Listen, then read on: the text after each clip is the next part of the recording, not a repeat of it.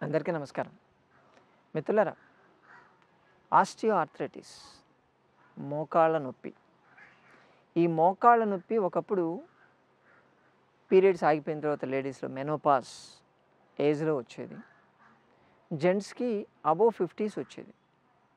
కానీ ఈ రోజుల్లో చిన్న చిన్న పిల్లలకు కూడా వస్తున్న ఆస్టియోఆర్థరైటిస్. అంటే స్కూల్ గోయింగ్ పిల్లలు అంటే ఆల్మోస్ట్ ఆల్ 13-14 ఇయర్స్ కేసులు కూడా నేను చూశాను. ఆస్టియోఆర్థరైటిస్ అవనీజియా అంటే ఎందుకురా బాబు అంటే ఎండకు పోరు, కాల్షియం ఫుడ్స్ తినరు, జొమాటో టొమాటోలకు చెప్పి ఇంటికి చెప్పి ఏవో ప్యాకెట్లు తెచ్చుకొని తింటారు, బయట తిరిగి ఫాస్ట్ ఫుడ్స్ తింటారు. ఆ బోన్స్ గట్టి కాకముందే డ్యామేజ్ అయిపోతుంది. సో ఈ ఆస్టియోఆర్థరైటిస్కి ఇంకొక రీజన్ వెయిట్ పెరగడం, అది తెలిసిందే. ఓవర్ వెయిట్ ఎక్కువ ఉంటే మోకాళ్ళ మీద ఎక్కువ ప్రెషర్ పడుతుంది, ఆ మధ్యలో ఉన్నటువంటి కార్టిలేజ్ అరిగిపోతుంది, బోన్ టచ్ కావడం వల్ల నీ పెయిన్ వస్తుంది. సరే, ఇంకా దాని కారణాల గురించి మనం మాట్లాడద్దు. దాని నుంచి బయటపడడానికి ముందు ట్యాబ్లెట్లతో మొదలు పెడతారు, దాని తర్వాత ఇంజెక్షన్లు, ఆ తర్వాత సర్జరీ చేసుకుంటూ ఉంటారు. ఈ ఆస్టియోఆర్థరైటిస్ని ఇటువంటి సర్జరీ లేకుండా రికవరీ చేసుకునేటువంటి ఆప్షన్ ఉందా అంటే డెఫినెట్గా ఉంది, చేసుకోవచ్చు. కాకపోతే మీరు దాన్ని ఎంత తొందరగా గమనించి దానికి కావాల్సినటువంటి రికవరీ యాక్టివిటీస్ మీరు స్టార్ట్ చేస్తారో అంత తొందరగా దాని నుంచి బయటపడవచ్చు. అంటే దీనికి చేయాల్సింది సింపుల్గా ఒకటే, మీరు చేయాల్సింది ఏ మందులు వాడక్కర్లేదు, ఏ టానిక్లు తీసుకోక్కర్లేదు, ఏ ఇంజెక్షన్లు తీసుకోనక్కర్లేదు. మీరు నడిస్తే చాలు. నడవడమా అదేంటి, నడుస్తాం కదా, రోజు నడిస్తేనే కదా పని లేదు, నడవకుండా ఉంటాం, ఏమైనా బెడ్ రెడీ అయిపోయి ఉన్నామా, లేకపోతే బెడ్ మీద కూర్చోన్నామా అంటారు కదా. వస్తున్నా నడవడము అనేది ముందుకు కాదు, ఫార్వర్డ్ వాకింగ్ కాదు, రిట్రో వాకింగ్ అంటారు. వెనక్కి నడవండి. ఎందుకంటే మనం ముందుకే నడవడం వల్ల ప్రెషర్ అంతా కూడా ముందు పడుతూ ఉంటుంది. అంటే మనం నడిచినప్పుడు ముందుకు, మీరు నడిచి చూడండి, ముందుకు నడిచినప్పుడు, ముందుకు అడుగులేసినప్పుడు ఫస్ట్ ఏది తగులుతుంది, మీ హీల్ తగులుతుంది, మడమ, కాలి మడమ ముందు తగులుతుంది, తర్వాత కాలు పెడతారు. దానివల్ల టోటల్ ప్రెషర్ అంతా కూడా మీ మోకాల మీద పడుతుంది, దాని తర్వాత హిప్ జాయింట్ మీద పడుతుంది అండ్ బ్యాక్ మీదకి వెళ్ళిపోతుంది. అలా కాకుండా మీరు రిట్రో వాకింగ్ చేశారనుకోండి, వెనక్కి అడుగులు వేసారనుకోండి, వెనక్కి అడుగులు వేసినప్పుడు ఫస్ట్ మీ వేళ్ళు తగులుతాయి. ఎందుకంటే ఆ బ్యాలెన్సింగ్ చేయడానికి మీ కాలి వేళ్ళు ముందు భాగం అయ్యి దాని తర్వాత మీకు హీల్ అనేది నేల మీద పడుతుంది, మడమ అనేది నేల మీద పడుతుంది. దీనివల్ల అక్కడ ఉన్నటువంటి మెటాటార్సల్ మజిల్స్ అంట, అంటే వేళ్ళ దగ్గర ఉండేటువంటి ఆ మజిల్స్కి డిస్ట్రిబ్యూట్ అయిపోతుంది. ఉన్నటువంటి ప్రెషర్ అంతా డిస్ట్రిబ్యూట్ అయిపోయి మోకాళ్ళ మీదకి, హిప్ మీదకి చాలా తక్కువ వస్తుంది.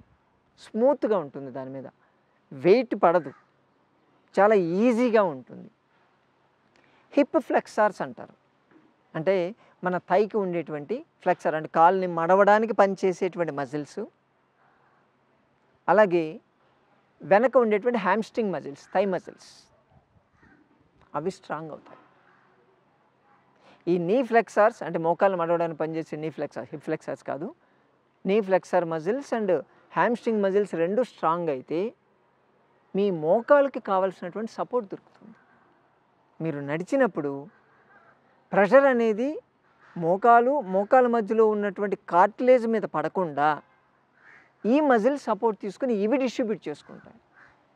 దాంతో మీకు మోకాలు అనేది సేఫ్ జోన్లో ఉంటుంది. ఈవెన్ బాగా అరిగిపోయింది అనుకోండి, సర్జరీ చేసేయాలి, ఇంకా నీకు ఒక 70%, 80% అడిగిపోయింది, నువ్వు నడవలేవు, ఇంకా ఖచ్చితంగా వచ్చేసే సర్జరీ చేస్తామన్న కేసులు కూడా దీన్ని ట్రై చేయండి. మళ్ళీ కొత్తగా నీకి రీఎడ్యుకేషన్ స్టార్ట్ అవుతుంది. మళ్ళీ మజిల్స్ అనేటివి మెల్లమెల్లగా పుంజుకుంటాయండి. మెల్లగా నడుచుకుంటూ, వెనక్కి నడుచుకుంటూ వెళ్ళాలి. అలాగని చేయగలిగితే మీ నీ పెయిన్ అనేది ఖచ్చితంగా తగ్గుతుంది. ఒక్క వారం 10 రోజులు చేసి చూడండి. అడుగు తీసి అడుగులు వేయలేని పరిస్థితిలో ఉన్నవాళ్ళు, లేకపోతే స్టిక్తో నడిచేవాళ్ళు, లేదా వాకర్ పట్టుకొని నడిచేవాళ్ళు అవన్నీ పక్కన పెట్టేసి నడుస్తారు. సింపుల్, మీరేం చేయాల్సిన పనే లేదు, ఇది ఒక్కటి చేస్తే చాలు. ఆ నడక ఇప్పుడు మొదలుపెట్టేసి ఓ రోడ్డు మీద నడుద్దామని మొదలుపెట్టొద్దు, చాలా జాగ్రత్తగా ఉండాలి, ఎందుకంటే బ్యాలెన్స్ అవుట్ అవుతుంది. అందుకని దీన్ని ఒక పద్ధతి ప్రకారం నడవాలి.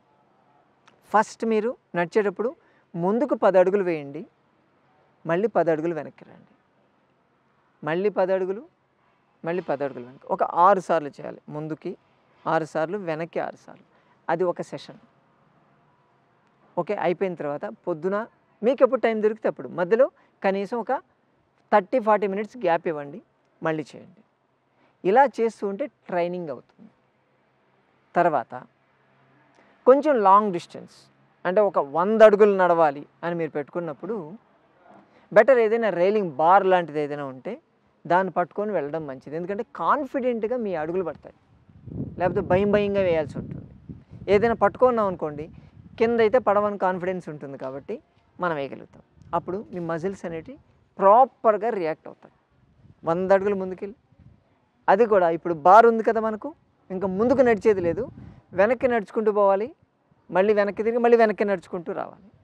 అలా 100 అడుగులు ఇది చేయాలి. దీనివల్ల మీకు ప్రాపర్ సపోర్ట్ అనేది ఉంటుంది ఖచ్చితంగా. అలాగే దీని తర్వాత మీరు మెల్లగా నడుచుకుంటూ వెళ్ళొచ్చు. అంటే ఇది నడవడం అనేది స్టెప్ బై స్టెప్ మాత్రమే ఉండాలి. స్టెప్ బై స్టెప్ ఉంటేనే మజిల్స్ అనేటివి మెల్లగా రెస్పాండ్ అవ్వడం మొదలు పెడతాయి. ఇది చేసేటప్పుడు మీరు ఎవరైనా సపోర్ట్ అయినా తీసుకోవచ్చు, ప్రాబ్లం లేదు. లేదు బార్ లేదనుకోండి, ఇంకా బెస్ట్ ఆప్షన్ ఏంటంటే ఇంట్లోనే గోడను పట్టుకొని నడవడం. Okay, balance. మన ఇల్లు కాబట్టి ఎక్కడ ఏ వస్తువులు ఉంటాయో తెలుసు, ఎక్కడ ఎలా నడవాలో మనకు తెలుస్తుంది కాబట్టి గోడకు దగ్గరగా గోడను పట్టుకొని మీరు కానీ నడిచారంటే ఇది కూడా సపోర్ట్ ఇచ్చేస్తుంది ప్రాపర్గా. తర్వాత థర్డ్ స్టేజ్ వచ్చి హిల్ ఎక్కడం, ఎత్తులు ఎక్కాలి. వెనక్కి ఇలా ఎక్కాలి, ఎత్తుని వెనక నుంచి ఇలా రెట్రో వాకింగ్ చేసుకుంటూ ఎక్కాలంట. అది థర్డ్ స్టేజ్. ఫోర్త్ స్టేజ్ వచ్చి వెనక్కి పరిగెత్తాలి. ఇది ఫోర్త్ స్టేజ్. ఆ స్టేజ్కి ఫోర్త్ స్టేజ్, థర్డ్ స్టేజ్ దాకా అక్కర్లేదు. ఫస్ట్ స్టేజ్, సెకండ్ స్టేజ్ ఆ గ్రేడ్లు చేసుకోగలిగితేనే మీ మోకాలు నొప్పి తగ్గిపోతుంది. చాలా బాగా పనిచేస్తుంది ఇది. దీని మీద వచ్చినటువంటి రీసెర్చ్ పేపర్లు కంట్రోల్ గ్రూపు, టెస్టెడ్ గ్రూప్ తీసుకొని చేస్తే వాళ్ళకి వితిన్ 40 డేస్లో ఉన్నటువంటి పెయిన్ తగ్గి వాళ్ళ నడక మారడం అనేది 60% కేసెస్ బాగా ఇంప్రూవ్ అయింది. ఏమీ చేయలేదు వాళ్ళు, జస్ట్ ఈ ఒక్క ఎక్సర్సైజ్ మాత్రమే చేశారు. ఇది చేస్తే 100% రిజల్ట్ వస్తుంది. వాళ్ళు చేసే దాని మీద ఇంకా లాంగ్ టర్మ్లో కానీ చేయగలిగితే వాళ్ళకి బాగా రిజల్ట్ వస్తుంది, సర్జరీ అవాయిడ్ చేయొచ్చు అని చెప్పి ఒక కంక్లూజన్కి వచ్చారు. కాబట్టి సింపుల్, ఇది మనం చేసుకోవచ్చు, ఏం ఖర్చు లేదు, ఓన్లీ టైం ఒకటే కేటాయించాలి అంతే, అంతవరకే. ముఖ్యంగా గుర్తుపెట్టుకోండి, బరువు తగ్గాలి. బరువు తగ్గితే ఇంకా ఫాస్ట్గా ఉంటుంది రిజల్ట్స్. చేస్తారు కదా. అలాగే ప్రతి సోమవారం, బుధవారం, శుక్రవారం, శనివారం ఈ 4 రోజులు హైదరాబాద్ మైన మధ్య బయటికి వెళ్ళదగిన సంజీవని ప్రకృతి ఆశ్రమానికి రాగలిగితే ఇటువంటి మరెన్నో విషయాలు మీరు తెలుసుకోవచ్చు.